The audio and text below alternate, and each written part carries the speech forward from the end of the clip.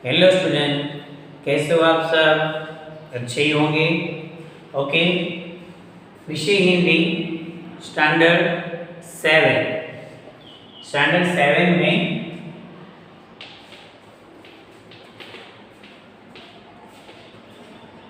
हिंदी आपने कई सारे कवियों के नाम सुने होंगे, कई सारे लेखक के नाम भी सुने होंगे और ऐसे भी कुछ कवि थे जिन्होंने सिर्फ और सिर्फ आध्यात्मिक रूप धर्म के रिलेटेड पोयम और अपनी रचना की थी। तो ऐसे में आपने स्टैंडर्ड 5 और 6 में ऐसे दोहे पढ़े होंगे।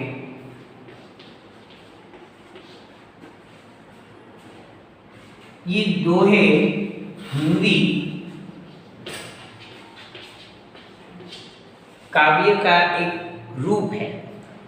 जैसे गीत काव्य होते हैं, गजल होते हैं, उसी तरह ये दोहे है वो काव्य का एक रूप है, एक प्रकार है। तो दोहे ज्यादातर हमने किसके देखे थे? कोई स्टूडेंट को याद आ रहा होगा कि सर रहीम के दोहे होते हैं। यस, होते हैं। तुलसीदास के भी होते हैं। यस, उसके भी होते हैं। और कबीर, तो कबीर के दोहे, हमारा जो चैप्टर नंबर 5 है वह है कबीर के दोहे। तो आज हम चैप्टर नंबर 5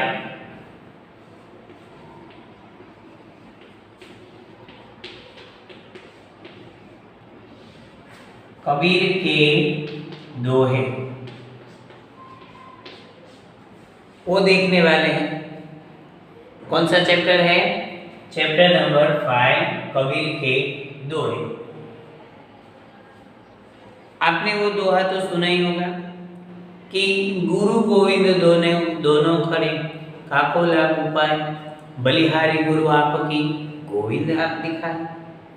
अभी गुरु पूर्णिमा का त्योहार चल रहा था, तो ज़्यादातर वो दुआ हमारे सामने आता था। तो ऐसे ही कबीर ने कई सारे दोहों की रचना की थी और ऐसा कहा जाता है कि कबीर है वह पढ़े लिखे नहीं थे, फिर भी देखो कितने मस्त मस्त उन्होंने हिंदी की दोहे की रचना की है। कई सारे दोहे उसने लिखे भी हैं। कबीर अपनी भाषा, दोहे एवं उलट वासियों के लिए जाने जाते थे। कबीर भक्ति काल के महत्वपूर्ण कवियों में से एक थे जो अपने काव्य के माध्यम से समाज सुधार का कार्य भी करते थे। देखो, कबीर जो है वह भक्ति का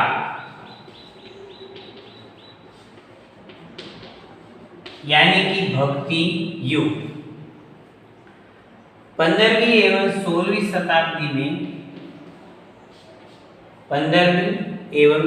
शताब्दी में ज़्यादा से ज़्यादा ये भक्तिमय वातावरण रहा था और उसमें कई सारे कवियों ने जो रचना की थी वो सब ऐसे भक्ति काल में माना जाता है कि उन लोगों ने अपनी अपनी जो रचना की थी वह भक्ति काल में माना जाता है।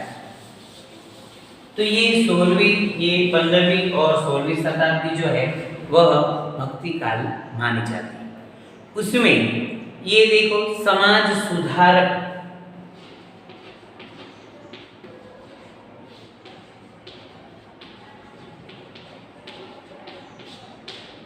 क्या थे?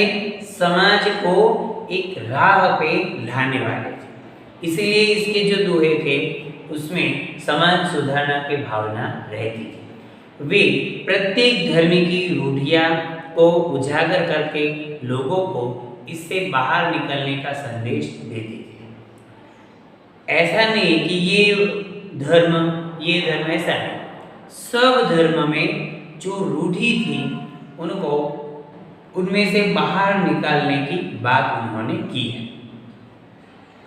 तो इसीलिए वह एक समाज सुधारक और धर्म को सच्ची तरह से देखने वाले भी थे कि ऐसा नहीं है कि मैं जैसा, कभी ऐसा कहना नहीं था कि भाई मैं जैसा आपको बोलूं वैसा ही आपको करना है, ऐसा नहीं। लेकिन उसका काम था कि धर्म जो है उसको आप सही तरीके से देखते नहीं हो, उसमें जो रूढ़ियाँ है वो रूढ़ियाँ हमें रखनी चाहिए नहीं।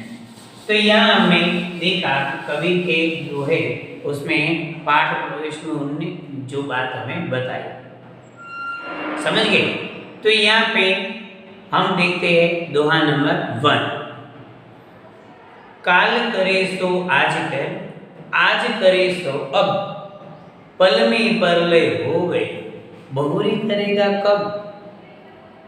कबीर का कहना है कि काल करे सो आज, हम ऐसा सोचते हैं कि हम ये कल काम करेंगे, नहीं, वो काम कब करना है, आज करना है। आज करे सो अब, आज भी काम कब करना है, अब भी का अभी स्टार्ट कर दो। और पल में परलय हो गई, बहुरी करेगा कब, पल में क्या हो जाएगा, परलय हो जाएगा। शब्दार्थ में देखते हैं,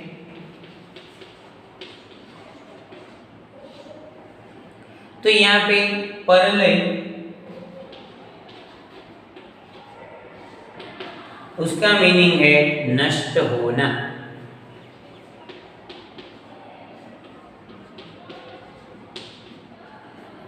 मीनिंग क्या है उसका, नष्ट होना या तो संहार।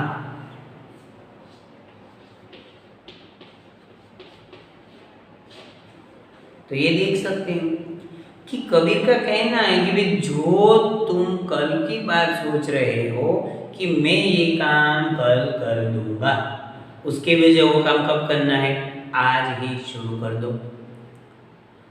काल करे सो आज, आज करे सो अब, पल में परलय हो गई, बहुरी करेगा कब। तो ये हमें बता रहे हैं कि पल में क्या हो जाएगा, सब कुछ नष्ट हो जाएगा, कुछ संहार हो जाएगा। तो उसकी वजह से हमें जो काम करना है वो आज ही स्टार्ट करना चाहिए। तो ये कबीर हमें ये बता रहे हैं।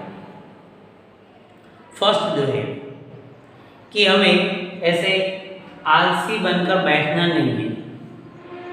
हम ज़्यादातर क्या करते हैं, आलसी बनकर बैठ जाते कि काम कल करेंगे, फिर बुक में दिखानी है तो अभी कहाँ सर बोल रहे हैं, अभी तो सिर्फ चैप्टर नंबर 5 कंप्लीट किया है, तो उसके क्वेश्चन आंसर तो मैं बाद में लिख दूंगा।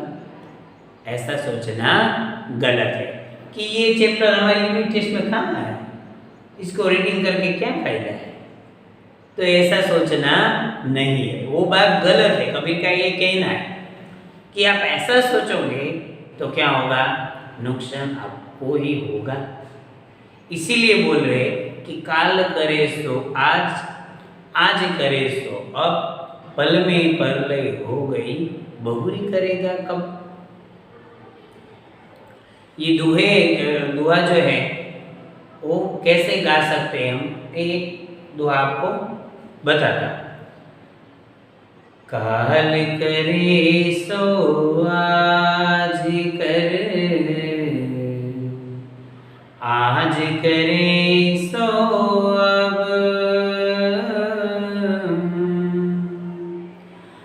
पल में परलय हो गई, बहुरी करेगा कब। कबीरा बहुरी करेगा कब।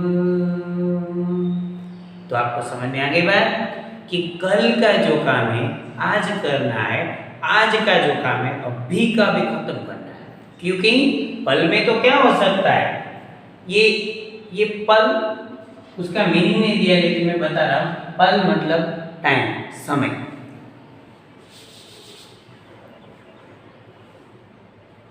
उसके बाद नेक्स्ट में जाते हैं तो बुरा जो देखन में चला, बुरा न मिलिया कोई,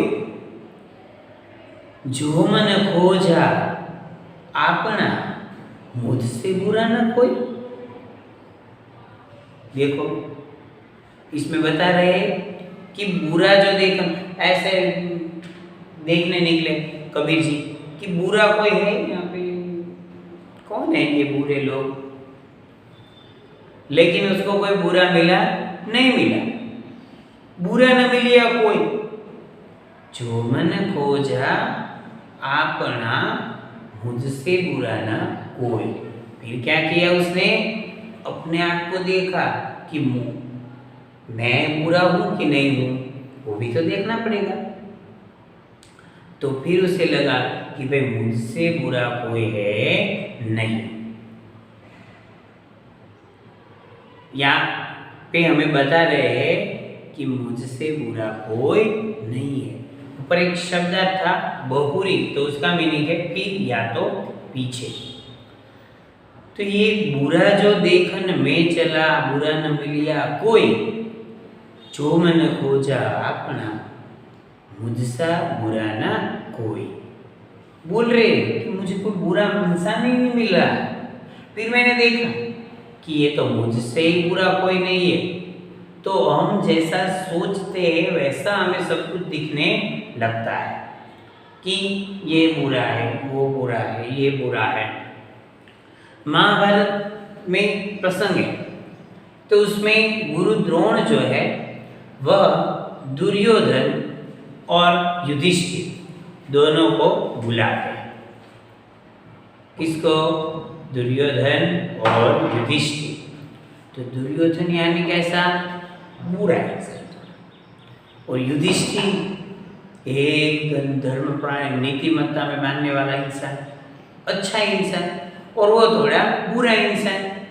फिर गुरु द्रोण ने क्या किया, दोनों को बोला कि भाई इधर आओ तुम दोनों, मुझे एक काम है।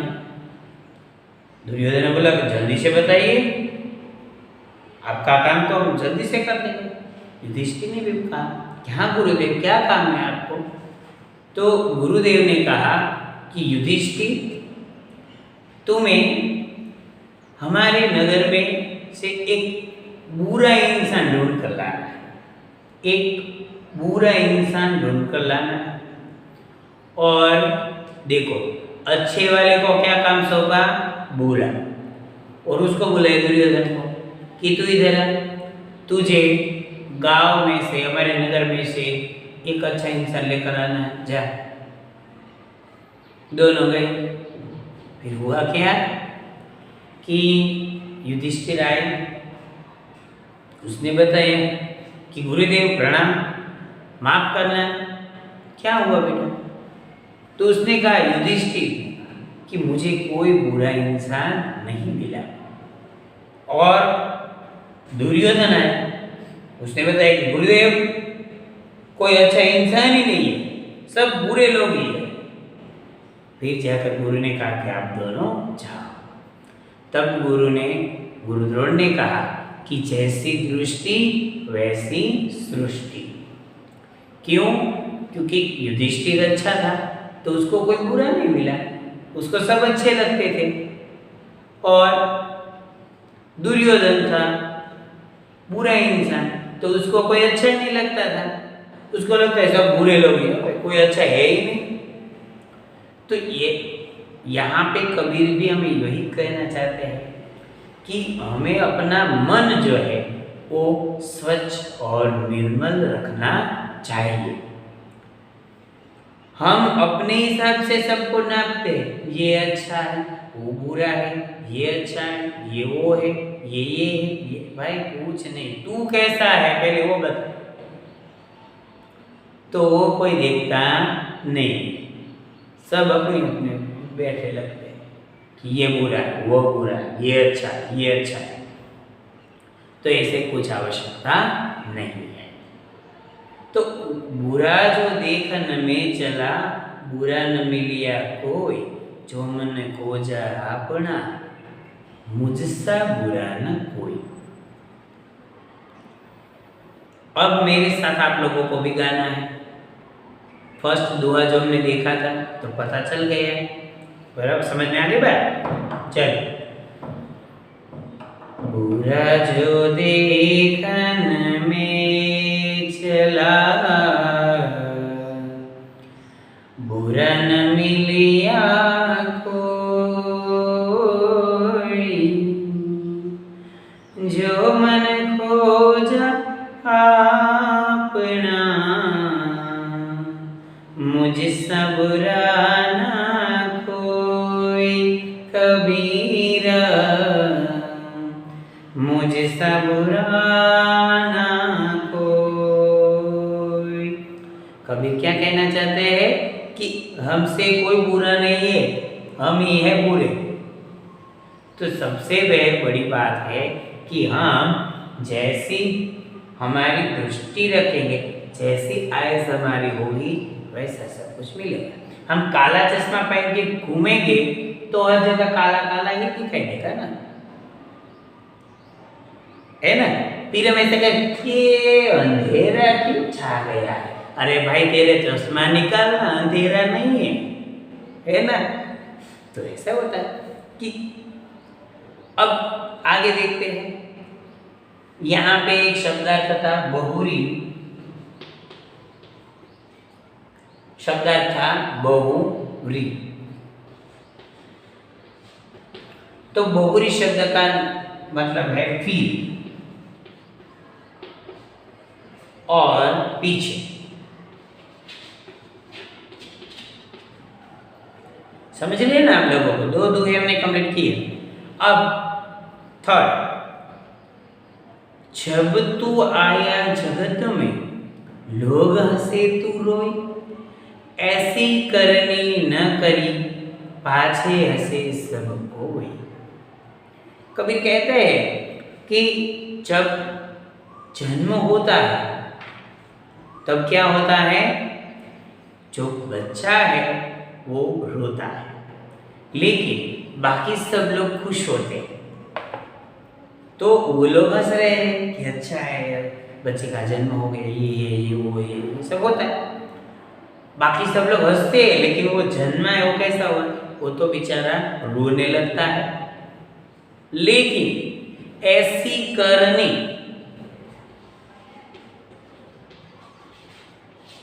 करनी मतलब काम,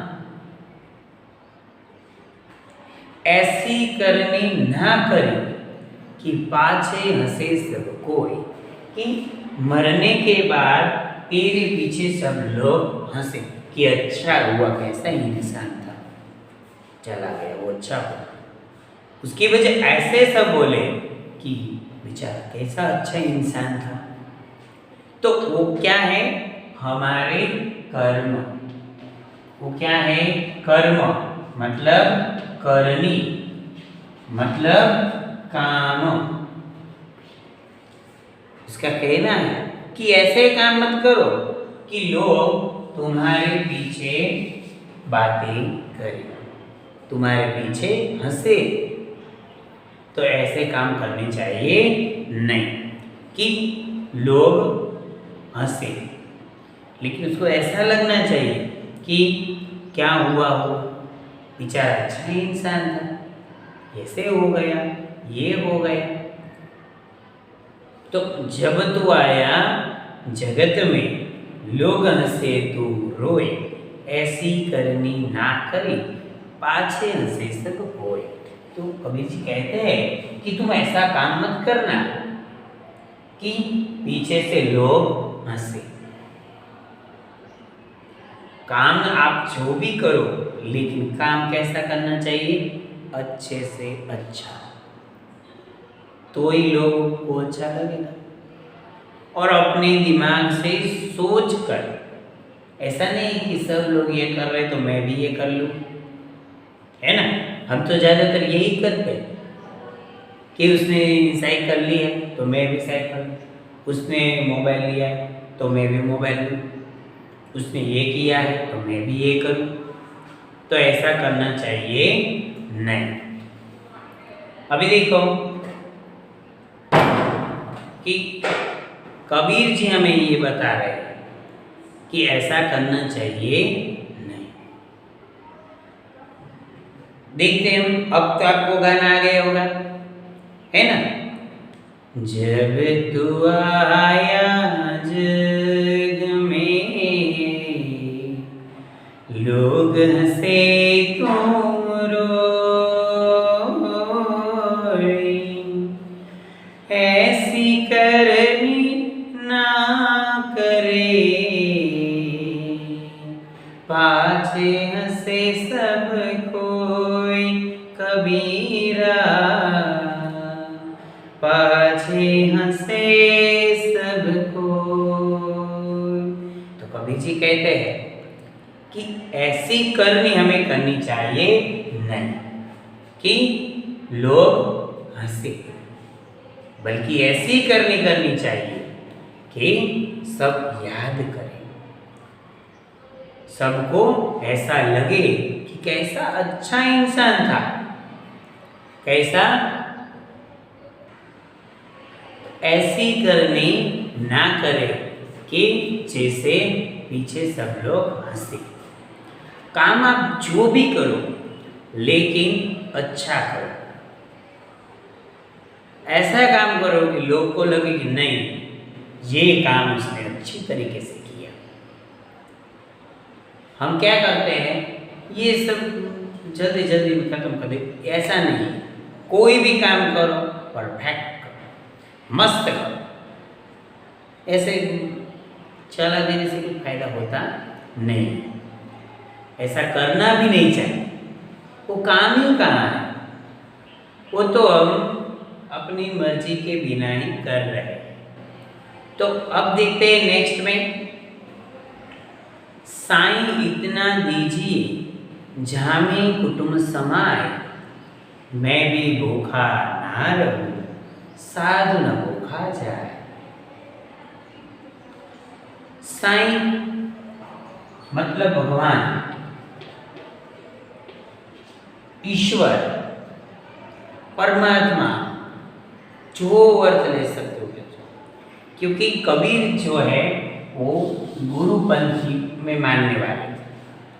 वो ऐसा कहते थे कि गुरु बस सब कुछ। तो साईं इतना दीजिए झामे कुटुंब,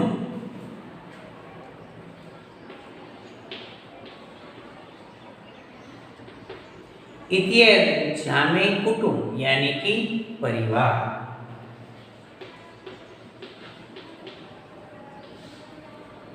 क्या कह रहे हैं कि झामे कुटुंब सम, साईं इतना दीजिए जहां में कुटुंब समय, मैं भी भूखा ना रहूं साधु न भूखा जाए। कबीर जी भगवान से कुदरत से कह रहे हैं कि मुझे सिर्फ इतना दीजिए कि मैं यानी कि मैं और कुटुंब यानी कि परिवार भूखा ना रहे। बस इतना चाहिए, ज़्यादा नहीं चाहिए हमें कुछ। इतना दीजिए कि मैं भी भूखा ना रहूं और साधु न भूखा जाए।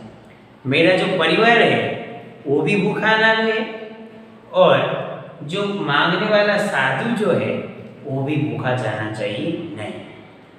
ऐसा मांग रहे हैं कि हमें ज़्यादा नहीं चाहिए। हमें कितना चाहिए? तो बहुत थोड़ा। ये तो सब भगवान के पास मंदिर में, मस्जिद में, चर्च में जाकर सब मांगने लगते हैं कि हमें इतना दे दो भगवान, मेरे पास ये नहीं है, मेरे पास वो नहीं है। अरे काम कर, काम करके पैसा थोड़ा थोड़ा रख और उसके बाद जो लेना है वो ले सकता है। लेकिन देख क्या बोल रहे हैं कि परिवार,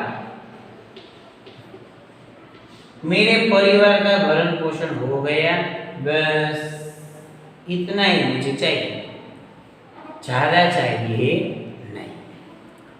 कि मैं भी भूखा ना रहूं और मेरा परिवार भी भूखा ना रहे और मांगने वाला जो साधु है वो भी भूखा जाए नहीं, उसे भी कुछ मिल जाए। तो ये बता रहे हैं कि मैं भी भूखा ना रहूं, साधु भी भूखा ना जाए। समझ रहे आप लोग कि कबीर जी का कहना है कि मैं भी भूखा नहीं, साधु भी भूखा नहीं, दोनों को हो जाए, बस इतना चाहिए, ज्यादा नहीं। तो ये आगे देखते हैं हम। पहले ये आप भी मेरे साथ गा रहे हो। सहाय इतना दीजिए जामे कुटुंब समाए, मैं भी भूखा ना रहूं, साधु न भूखा जाए कबीरा, साधु न भूखा जाए। तो कबीर जी का कहना है कि मैं भी भूखा नहीं रहूं और साधु भी भूखा ना रहे, उतना चाहिए बस, ज्यादा रखकर क्या फायदा, ज्यादा रखेंगे तो ना, है ही इतना कम तो क्या। ऐसे कई सारे इंसान होते हैं जिन्होंने सिर्फ और सिर्फ अपना ज्ञान ही रखा अपने पास, दूसरा कुछ नहीं। नेक्स्ट पे चलते हैं। धीरे धीरे रे मना, धीरे सब कुछ होय, माली सींचे 100 घड़ा, ऋतु आए फल होय। देखो, धीरे धीरे मना, अपने मन को बोल रहे कि धीरे धीरे धीरे धीरे, अपने मन को बोल रहे कि धीरे धीरे काम करना है और धीरे धीरे ही सब कुछ होता है। बोल रहे ना कि धीरे धीरे रे मना, धीरे सब कुछ होय। देखो यहाँ पे बता रहे, माली सींचे 100 घड़ा, ऋतु आए फल होय। माली यानी कि बागवान, बागवान भी कहते हैं उसको, जो अपने गार्डन का ध्यान रखता है। तो बता रहे कि माली सोच रहा है कि मुझे आम से क्या खाना है, आम खानी है बस। तो मैंने आम का छोटा सा पौधा लगा दिया, अभी मैं उसके अंदर एक साथ 100 घड़े पानी का डाल दिया, 100 डाल दिए, तो पेड़ क्या बड़ा हो जाएगा? हो जाएगा बड़ा? नहीं होगा ना। इसीलिए बता रहे कि जब उसकी ऋतु आएगी, जब उसका टाइम आएगा, ऋतु का मतलब है यहाँ पे टाइम, समय, समझ गए? तो ये बता रहे कि आप जितना भी चाहे,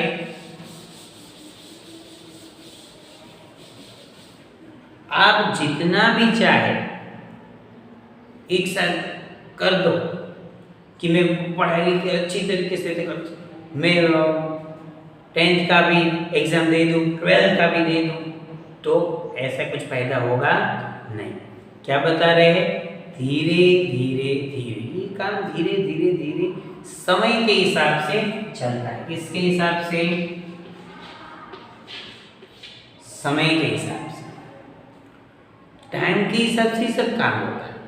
और देखो यहाँ पे बताया कि ऋतु आए फल होय, जिसके मौसम है वही फल हमें मिलते हैं, उसके बिना ऋतुओं के फल हम लेने के लिए जाएंगे तो मिलेंगे नहीं, और उसे खाने में भी कुछ मजा नहीं आता है। उसका टाइम होता है, उसी टाइम में मजा आता है। तो ये दोहे में कबीर जो है वह हमें बता रहे कि सब काम धीरे धीरे धीरे धीरे होता है। हमें जल्दबाजी नहीं करनी चाहिए कि मुझे जल्दी से ये खत्म कर देना है, पढ़ाई लिखाई में एक महीने में सारा काम खत्म कर देता हूँ, ऐसा करना नहीं है। तो यहाँ पे कबीर हमें वही बात बता रहे हैं कि जो भी काम है वह काम कैसे होता है? धीरे धीरे होता है, जल्दबाजी में नहीं। नेक्स्ट है, रात गवाई सोए के, दिवस गवाया खाए, हीरा जन्म अनमोल है, कोड़ी बदले जाए। बता रहे हैं कि यहाँ पे अमोल शब्द है,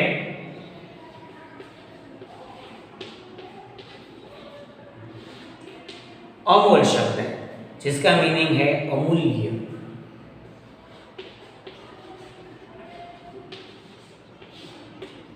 अमूल्य और बहुमूल्य।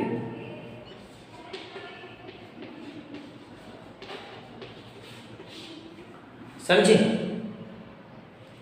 तो ये बता रहे हैं हमें कि रात गवाई, रात कैसे गवाई गई है, एकदम आराम संस्कृत। दिवस गवाए खा, दिन भर खाते रहते खाते रहते। हीरा जन्म अमोल है, कोड़ी बदले चाहे, कोड़ी मतलब कुछ कीमत नहीं है उसकी, ऐसे ही जीवन चला जाता है। कैसा जीवन मिला है हमें? हीरा जैसा जीवन मिला है। हीरे की कीमत क्या होती है? ज्यादा, और कोड़ी की कीमत कुछ नहीं। तो ये बता रहे कि हमें जीवन कैसा मिला है? ऐसा हीरे जैसा जीवन मिला है। लेकिन हम सोने में और खाने में जो टाइम है वह गवा देते हैं, तो उससे कुछ फायदा होगा नहीं। इसीलिए वो बता रहे कि रात गवाए सोए के, दिवस गवाए खाए, हीरा जन्म अमोल है, कोड़ी बदले जाए। समझ लिए आप लोग कि जिसका जितना टाइम है उतना काम उसमें करना चाहिए। आप रात को सोना ही है, लेकिन सुबह में जल्दी भी जागना है। फिर आप ऐसे सोए रहो ऐसा नहीं करना है। और दिवस गवाए खाए, खाए का मतलब खाने का तो है ही, लेकिन ऐसे फोकट में टाइम पास करना है। कई सारे लोग ऐसे बैठ जाते हैं आराम से, कुछ काम वगैरह होता नहीं। तो ऐसे बोल रहे कि ऐसे एक दिवस का क्या कर दिया? टाइम पास कर दिया, कुछ अच्छा वर्क किया नहीं। तो अच्छा वर्क करो तो हीरे जैसे अमूल्य हमारा जीवन है, बहुमूल्य हमारा जीवन है, उसका लाभ हमें मिलेगा। वरना तो क्या होगा? ऐसे आपने गवा दिया, सब चलता है, तो ऐसा चलता नहीं, हमें ध्यान रखना चाहिए। तो यहाँ पे हमें ये बात कबीर जी बता रहे हैं कि ऐसे फोकट में टाइम पास नहीं करना है। अच्छा है, आप देखो। तो अब नेक्स्ट देखते हैं, दुख में सुमिरन सब करे, सुख में करे न कोई, जो सुख में सुमिरन करे तो दुख काहे होय। कबीर जी कहते हैं कि जब हमारे ऊपर दुख आता है तब हम दौड़ते हैं कि हमारे हेल्प कर दो, ये कर दो, वो कर दो, ये है। लेकिन जैसे ही सुख आए तब हम याद करते नहीं है। सुमिरन शब्द है,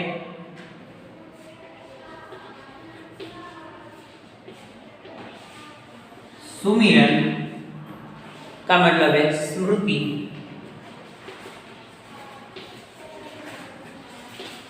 और याद।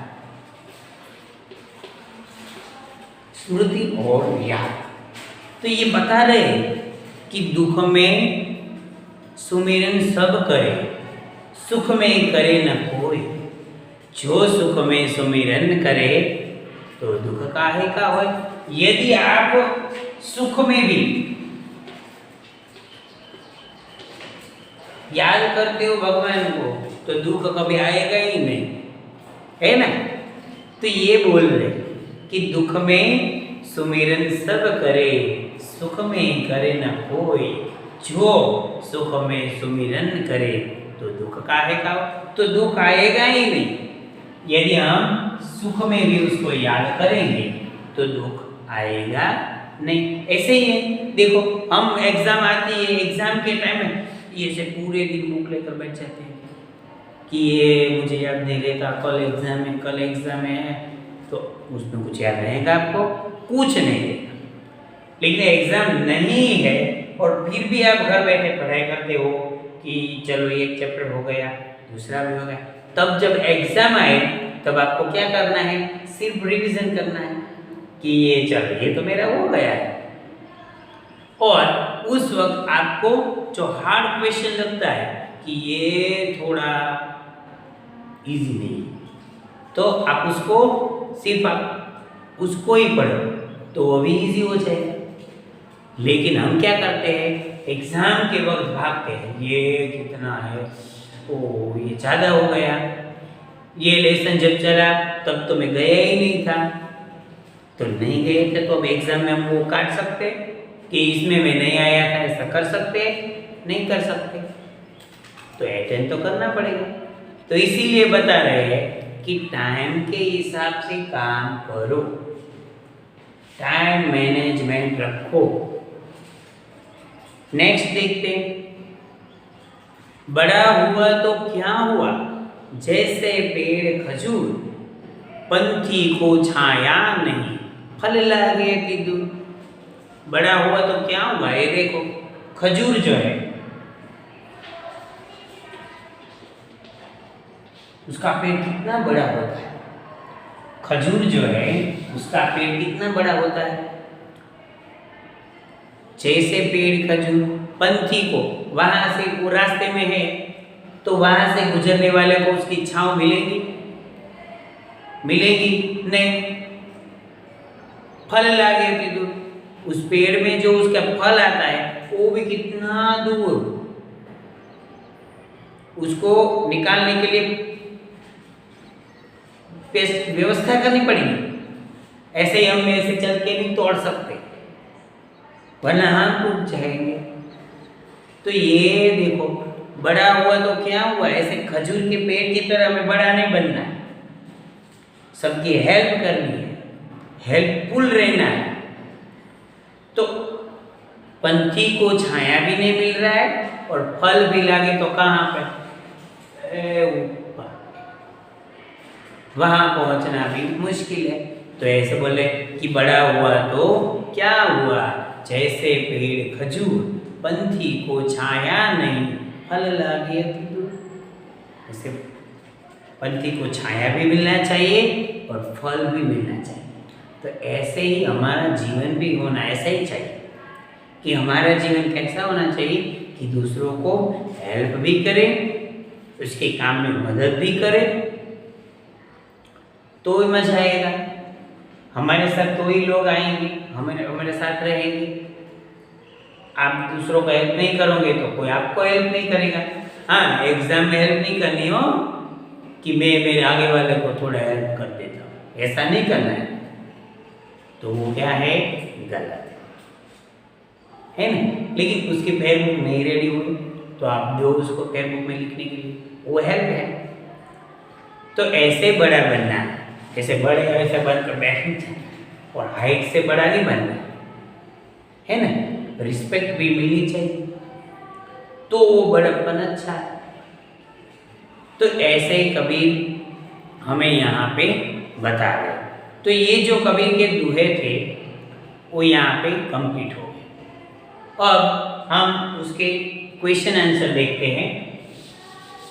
क्वेश्चन आंसर में हम सबसे पहले देखते हैं बोलने की बात, अभ्यास।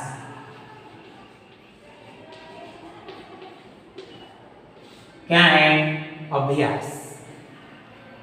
परलय से संत कबीर का क्या अर्थ है, परलय तो समय के बीत जाने तथा व्यर्थ में नष्ट हो जाने से। परलय से संत कबीर का क्या मतलब है कि समय ऐसे बीत जाता है और नष्ट हो जाता है। समय तो चलता ही रहता है, वो कभी रुकता है नहीं, वो तो घड़ी में शहर चला गया तो रुकेगा, लेकिन उसमें सबका टाइम रुक जाएगा नहीं। तो हमें ध्यान रखना है कि परलय से संत कबीर का मतलब है समय के बीत जाने तथा व्यर्थ में नष्ट हो जाने से। नेक्स्ट है, कबीर को किससे बुरा कोई नहीं मिला। कबीर को किससे बुरा कोई नहीं मिला, तो स्वयं से। कि कबीर को अपने आप से कोई बुरा नहीं मिला। यदि लोग सुख में भी सुमिरन करें तो क्या होगा? दुख होगा ही नहीं। यदि लोग सुख में भी सुमिरन करेंगे तो दुख ही नहीं आएगा। हमें ऐसा क्या नहीं करना चाहिए कि हमारी मृत्यु के बाद लोग हम पर हंसे। तो हमें बुरे काम तथा मूर्खतापूर्ण कार्य नहीं करने चाहिए। एक तो बुरे काम और मूर्खतापूर्ण कार्य नहीं करने चाहिए कि जैसे कोई लोग हमारे पीछे भी हंसे। तो लिखने की बारी का फर्स्ट आंसर ये था। सेकंड है धीरे धीरे रे मना धीरे सब कुछ होय माली सींचे 100 घड़ा ऋतु आए फल होय। इसका मतलब है कि कबीर जी की सलाह है कि हमें सब काम कैसा करना चाहिए? समय के हिसाब से। जिसका टाइम आता है उसी टाइम वह काम होता है। यदि हम पहले से सब कुछ कर दें तो उसे कुछ फायदा होने वाला नहीं है। कि धैर्य रखें तथा सही समय आने पर ही सभी कार्य पूर्ण होते हैं। अतः अधीर होना व्यर्थ है। अधीर नहीं होना तो उसमें तो नुकसान हो जाएगा। तो इसीलिए कह रहे हैं कि अधीर होना नहीं है, धीरज रखकर काम हमें करना है। काल करे सो आज कर, आज करे सो अब। कबीर ने ऐसा क्यों कहा होगा? कबीर जी ने ऐसा इसीलिए कहा है क्योंकि कल कभी होता नहीं है। कल कल करते रहते समय बीत चला जाता है। जो है वह आज ही है। इसीलिए जो काम कल कर पर टाल रखे हैं उन्हें आज ही कर लेना चाहिए। जो काम आज करे वह अभी। तो समय बहुत मूल्यवान है। समय बहुत मूल्यवान है। इसीलिए बताया कि कल कल कल ये क्या? आज ही अभी ही काम करना है। खजूर की तरह कबीर ज़्यादा बड़ा क्यों होना नहीं होना चाहिए? क्योंकि खजूर का पेड़ इतना बड़ा होता है कि फल भी दूर लगते हैं और उसकी छांव भी किसी को मिलती नहीं है।